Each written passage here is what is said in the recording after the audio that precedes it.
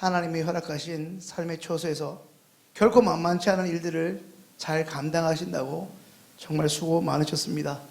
정말 하루가 천년 같다는 말을 오늘 민준 여사도 찬양 때 말씀을 드렸지만, 저희가 세 사람이 빠지는 그런 느낌입니다. 한 분은 코로나 걸리고 한 분은 안 계시고 이게 그 유명한 김웅영 감독이 했던 동료리도 없고 종범이도 없고 이런 느낌이구나. 어떻게든 제가 나름 많이 실망하신 것 같아요. 분명히 민준 전도사가 설교를 하는데 평안하시지요? 잘 지내고 계신지요? 하루하루 어떻게 지내고 계십니까? 예배 자리에서 정말 오늘도 여러분들 뵈서 너무 좋고, 특별히 정말 오늘 적게 오셨더라고요. 그래서 오늘은 명절인가 새벽인가 그런 느낌을 받았는데, 그래도 또 저희는 오늘 여기 갇혀 있어서 몰랐는데 지금 눈이 오는지도 모르지만 어쨌든 또 쉽지 않은 날 또 주님 전에 오신 여러분들 축복합니다. 신학교 교수님이 이제 신학생들이 모인 수업 시간에 이제 곧 목사들이 될, 머지않아 목사들이 될 목사 후보생들에게 이런 질문을 했습니다. 여러분, 목사가 되면 뭐가 가장 힘들 것 같습니까? 라고 교수님이 물었습니다. 목사 후보생들인 이 신학생들이 저마다 대답을 하지 않았겠습니까? 어떤 사람은 교회 건물, 소위 성전 건축이 어렵다고 대답했고, 어떤 사람은 가장 변하지 않을 것 같은 성도들을 변화시키는 것이 어렵다고 했고, 어떤 사람들은 요즘 부흥이 힘든데 수를 부흥시키는 게 어렵다고 했습니다. 그런데 분명 질문하는 자의 의도가 있겠죠. 자신이 의도하는 대답을 듣지 못해 안타까워 있을 그때 교수님에게 마지막으로 한 후보생이 이렇게 대답했습니다. 교수님, 목사가 되면 가장 힘든 것은 바로 자기 마음을 지키는 것입니다. 그러자 교수님께서 활짝 웃으며 대답했습니다. 바로 그것입니다. 비단 목사에게만 아니라 세상에서 오늘 제목처럼 가장 어려운 것은 아마도 자기 자신의 마음을 지키는 것입니다. 라고 말입니다. 오늘 말씀의 제목을 보신 것처럼 세상에서 가장 어려운 것이라고 붙여보았습니다. 여러분에게 가장 어려운 일은 무엇일까요? 하루에도 롤러코스터를 타듯 분명히 내 안에 분명히 거울을 보면 난 것 같은데 울퉁불퉁하고 금방이라도 분노할 것 같다가도 이내 깔깔 웃는 정말 감정이 요동치는 내 마음을 다스리는 것도 있겠지만, 여러분들 가장 어려운 것은 무엇입니까? 이 대학 저 대학 원서를 다 냈지만 어느 학교도 우리 아이를 받아주겠다고 합격 통지서를 보내지 않는 그런 자녀를 준 그 집은 아마도 대학에 가는 것이, 우리 자녀가 대학 가는 것이 가장 어려운 일일지도 모릅니다. 또한 어떤 성도님들에게는 매일 술만 먹고 들어오는, 그래서 가족을 못 살게 구는 이 남편을, 그런 아빠를 또 바라봐야 되는 그 아빠를 내가 예수 믿는다는 이유로 또 사랑으로 용납하는 것이 너무나 어려운 일일 수 있습니다. 하지만 그것보다 더 어려운 일은 방금 말씀드린 것처럼 하루에 수백 번, 수천 번 바뀌고 요동치는 바로 내 마음을 다스리고 지키는 것이 가장 어려운 일이 아닐까 싶습니다. 이를 두고 우리 미국의 유명한 저술가 필립 야시는 이렇게 얘기했습니다. 내 안에 하나님이 없다라는 책에서 우리 믿는 사람은 하루에도 수천 번 비신앙적인 생각과 신앙적인 생각이 왔다 갔다 한다는 것이죠. 어떤 때는 내가 신앙생활을 제일 잘하는 것 같은데, 어떤 날은 내가 지금 이렇게 생각하고 있는 것을 누가 알까봐 내가 이렇게 아이를 가르치고 아이들에게 막말하고 쉽게 흥분하고, 심지어 아이들에게 손짓을 하는 것, 손찌검을 하는 것을, 이런 것들을 반복하는 나를 합리하고 때로는 또 금방 죄책감을, 그렇게 롤러코스터 타는 나를 보면서 내가 신앙인이 맞는지, 또 때로는 누구보다 잘 믿는 것 같은 그런 감정들과 생각들이 왔다 갔다 하는 나를 보면서 참 힘들게 하루하루를 또한 보내고 있지 않겠습니까? 분명 나 자신이 맞는데 내 마음을 나 스스로 도무지 어떻게 할 수 없다는 것입니다. 제주도에서 청소년 사역을 할 때 한 학생이 제게 이런 기도 부탁을 했습니다. 목사님, 제가 욕생욕사로 삽니다. 비단 저만이 아니라 욕으로 살고 욕으로 죽는다는 거죠. 학교에 오자마자 친구를 보면 마치 버튼을 누르듯이 욕을 하는 거죠. 17과 19 사이에. 그런 말 알잖아요. 네. 욕을 하기 시작하고 집에 갈 때까지, 야자를 마치고 집에 갈 때까지 욕에 시작해서 가방을 놓고 친구를 보는 순간 욕을 시작해서, 야 이 자식아 왜 이렇게, 이걸 넘어서 시작해서 이렇게, 이게 욕인 줄도 모르고 하는 거죠. 욕생욕사. 너무나 자연스러운. 근데 중요한 건 그 친구만 욕을 하는 게 아니라 그 구성원들이 다 욕을 해서, 오히려 너 왜 그러니 이렇게 얘기하면 저 자식이 미쳤나 이런 생각들이 통용되는 학교에서, 그 친구가 수련회 때 은혜를 받았거든요. 목사님 좀 욕 좀 안 하고 믿는 사람처럼 살고 싶은데 잘 안 됩니다. 목사님 좀 기도 좀 해주세요 라는 거죠. 그 마음이 참 이쁘기도 하고, 그게 잘 안 되니까 또 안타까워하는 그 친구의 마음이 생각나니 참 기도가 절로 나왔는데요. 욕을 하는 게 너무나 자연스러운 학교에서 예수님 믿는 사람으로 욕하고 싶은 마음을 이겨낼 수 있게 해달라고, 오히려 오늘 말씀처럼 구부러진 말이 아니라 선한 말로 학교에서도 빛과 소금으로 살게 해달라는 그 친구의 그 기도 제목이 오늘 이 말씀을 준비하면서 많이 생각났습니다. 오늘 너무나 추운 이 자리, 새벽에는 영하 12도였는데요.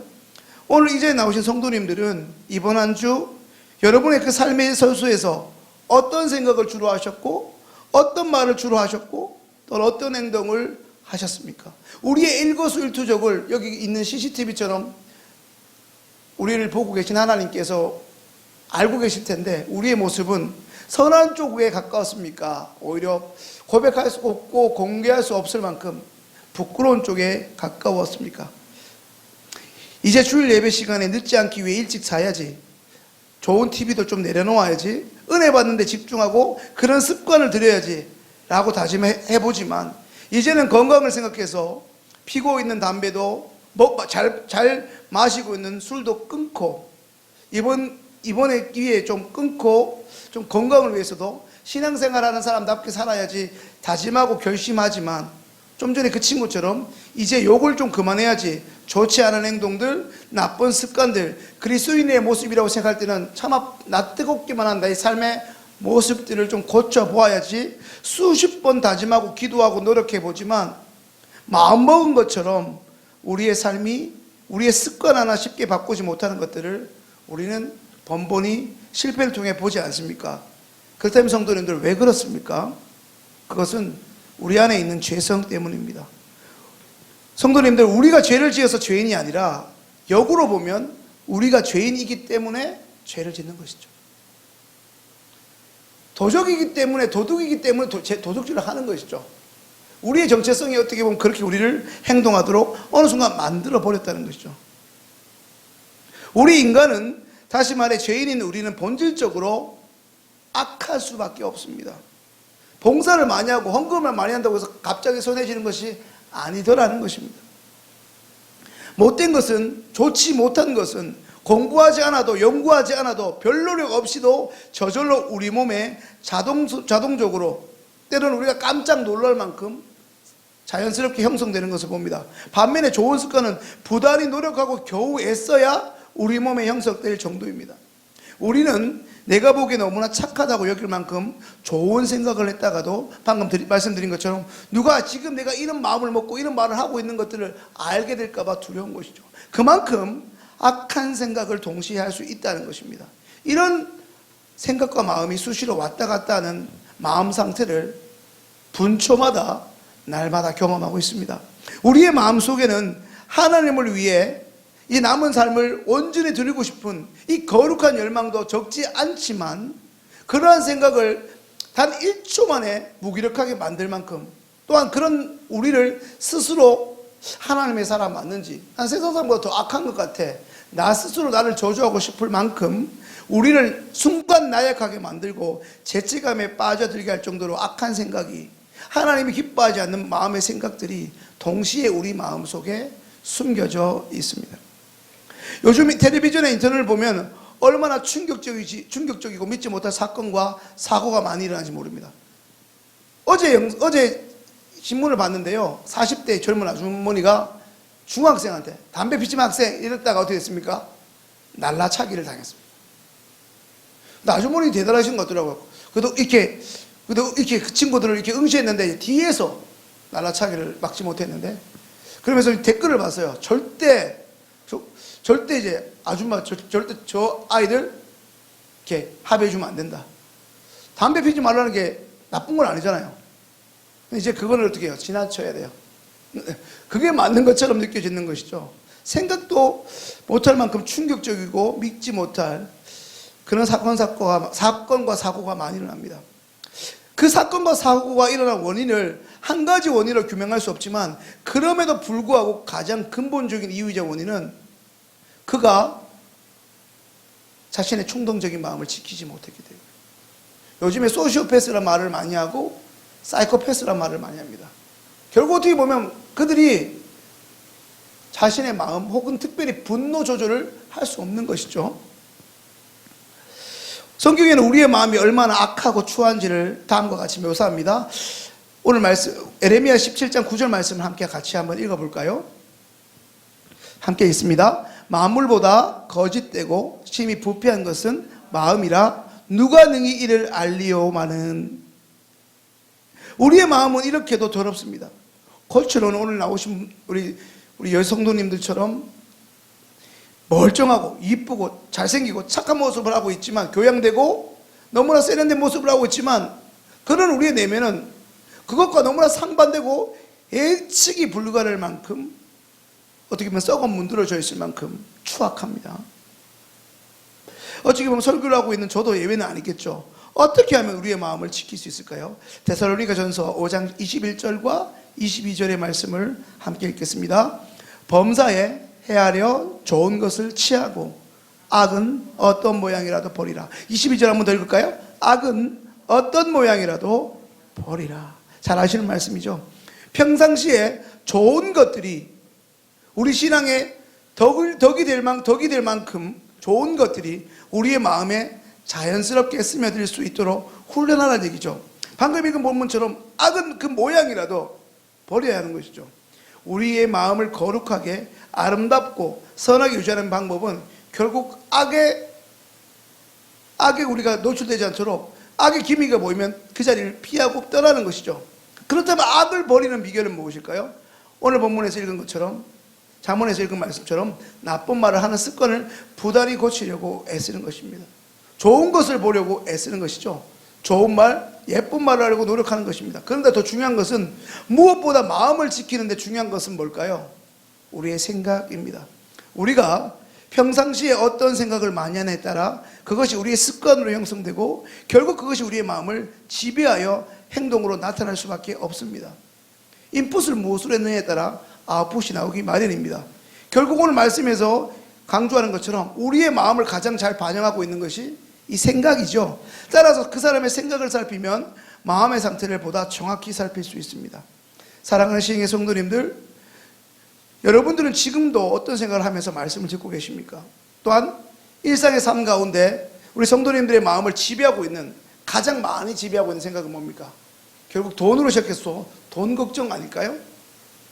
자식들에게 제일 입에 붙은 말이 돈 걱정은 아닐까요? 일주일 동안 여러분들의 눈으로 가장 많이 보았던 것은 또한 어떤 것입니까? 좋은 것입니까? 나쁜 것입니까? 그렇다면 무엇이 나쁘고 무엇이 죄입니까? 술 먹고 담배 피는 것이 나쁜 것입니까? 그것을 한다고 여러분들의 구원을 받지 못하는 것입니까? 그것이 하나님의 사랑을 끊을 수 있겠습니까? 이것을 논쟁하기 전에 우리가 기억해야 할 것이 있습니다. 그것이 옳다 그르다, 해도 된다 안 된다, 그것을 떠나서 그런 것들이 오늘 우리에게 주는 영향력을 고려해야 한다는 것입니다. 아무리 여러분들이 좋아하고 사랑하고 즐겨하는 것들이라 할지라도 성도님들에게 그것이 신앙적으로 그리스도로 살아가는데 유익을 주지 못하고, 더 나아가 우리의 주인 되시는 하나님과의 관계를 깨트릴 정도로 좋지 못한 영향을 준다면 그것은 죄라고 볼 수 있습니다. 과감히 던져버려야 할 것이죠. 마음은 오늘 성경에서 말하고 있는 23절에서 말하고 있는 이 마음은 하나님의 생명이 심긴 자리입니다. 처음 읽은 본문에 방금 자막내에 나온 것처럼 생명의 근원이 바로 이 마음에서 나온다 말씀하셨습니다. 결국 우리의 마음에, 우리 성도님들의 마음에 하나님의 생명이 있다는 것입니다. 우리의 마음이 생명의 근원입니다. 이제 말씀을 정리합니다. 우리가 하나님의 자녀로 매 순간 하나님과 이 친밀한 상태와 관계로 살아갈 수 있기 위해서는 마음을 부단히 힘써 지켜야 하는 것입니다. 쉽지 않다고 어렵다고 해서 결코 포기할 수 없습니다. 차협할 수 없습니다. 우리는 자꾸, 제가 새벽 때 자주 강조하는데, 특정 예배를 놓치지 않는 것, 새벽 기도를 빠지지 않는 것, 금요 기도를 놓치지 않는 것을 내가 세운 기준에서 선하다고, 신앙 좋다고 생각하는데, 신앙 좋은 사람은 결국 우리의 언행 행사도 거기에 뒤따라 가야 되는 것입니다. 쉽지 않다고 포기할 수 없는 일이죠. 좋지 못한 생각, 더럽고 악하고 추악한 생각이 올라올 때마다 우리는 그 기도를 하든지 그 자리를 잠시 떠나든지 해서 그것으로부터 영향받고 거기에 잠식되고 있는 우리를 지켜내야 합니다. 하나님께서 거룩하게 하나님의 말씀에 순종의 삶을 살고 싶지만 언제나 수시로 우리의 발목을 잡고 있는 악한 습관들, 악한 생각들을 끊어주시기를 기도함으로 이겨내셔야 합니다. 사랑하는 시흥의 성도님들, 세상에서 가장 어렵지만 그렇지만 동시에 가장 가치 있는 일은 결국 우리의 마음을 지키는 것입니다. 우리의 마음을 지키는 것이 오늘 말씀처럼 곧 우리의 생명을 지키는 것이기 때문입니다. 사탄의 종로로 타는 것이 아니라 하나님의 형상으로 거룩함을 입어 살아가는 복된 우리들 되기를 소망합니다. 하나님이 말씀하신 이 마음을 수시로 지켜 삶의 모든 자리에서 모든 순간에 분초마다 하나님의 역사하심과 하나님과 동행하심으로 은혜 가운데 이 거친 세상을 이겨내시는 시흥의 모든 믿음의 사람들 다 되실 수 있기를 간절히 축원합니다.